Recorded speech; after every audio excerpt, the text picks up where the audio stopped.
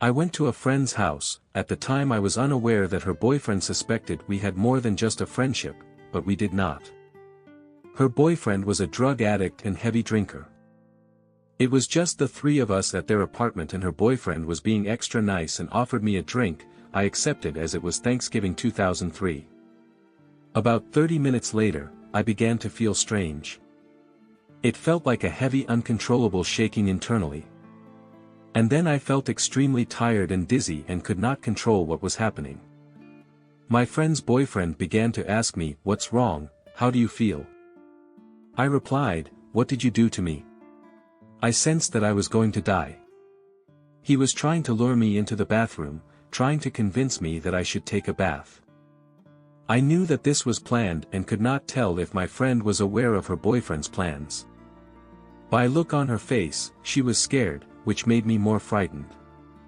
I felt the urge to kill her boyfriend before I was going to die. The feeling was getting worse, so I walked out of the apartment and tried to find help. I only lived a few streets away and had left my cell phone at home. I started to lose the sense of time because before I knew it I was home. I had grabbed my cell phone and for some reason called a friend who could help in the event of my death. I left a message giving details. At this point, I could not stand up. I lay on my bed and closed my eyes. This was Thursday between 3 p.m. and 5 p.m. I could not tell you exactly. As I lay on my bed, all I felt was my breaths getting shorter. The next moment I was drifting through a grayish tunnel of clouds. I felt like I had a body but could not feel it. It has been so long I am sure I have lost memory of some of the details. What stood out was the clouds seemed to have beings guiding me through. Then this bright light, which would be normally blinding to the human eye, was in front of me. I heard my grandmother's voice calling me and then she slowly came into focus and greeted me. She told me that I have to turn around and go back. This is not your time. I still have to do what you were meant to do on earth. If I pass her, I will not be able to return. She knew that I could feel the love and peace, but she also felt that I was afraid. She told me the fear that I was feeling is the guilt of leaving before doing what I was meant to do.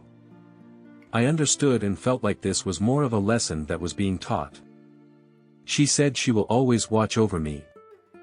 In an instant, I was gasping for air and had the worst headache that I ever experienced until this day. This headache was so bad I must have passed out again. When I finally awoke, I still had an awful headache and was extremely thirsty. The ring of my cell phone later awakened me, but I had missed the call. I then realized that I had over 20 missed calls and it was now Saturday 7 p.m. I called my friend and told him I was okay.